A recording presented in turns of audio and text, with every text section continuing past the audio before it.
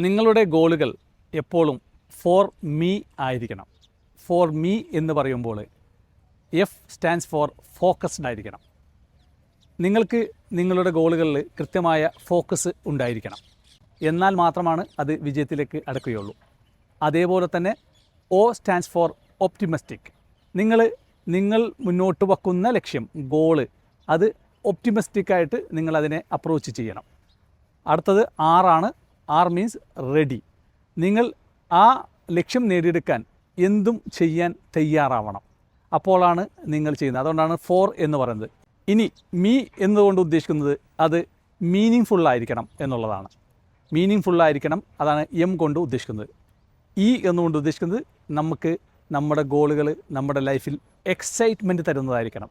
നമ്മളൊരു കാര്യം നേടാൻ ആഗ്രഹിക്കുന്നുണ്ടെങ്കിൽ അത് ജീവിതത്തിലെ ഏറ്റവും വലിയൊരു ആഗ്രഹമായിരിക്കണം. അതില്ലെങ്കിൽ ഒരു ഷോർട്ട് ടൈമിലേക്കുള്ള ആഗ്രഹമായാൽ പോലും നമുക്ക് അത് നേടണമെന്നുള്ള അതിയായ ആഗ്രഹം ഉണ്ടാകും. അത് നമുക്ക് എപ്പോഴും ലൈഫിൽ ഒരു എക്സൈറ്റ്മെൻറ്റ് തരണം. അതുകൊണ്ടാണ് മീ എന്ന് പറയുന്നത്. ചുരുക്കത്തിൽ മൊത്തത്തിലുള്ള ഗോൾ സെറ്റിങ്ങിൽ നിങ്ങൾ ശ്രദ്ധിക്കുന്നത് സ്മാർട്ട് ഫോർ മീ എന്നുള്ള കാര്യമായിരിക്കണം.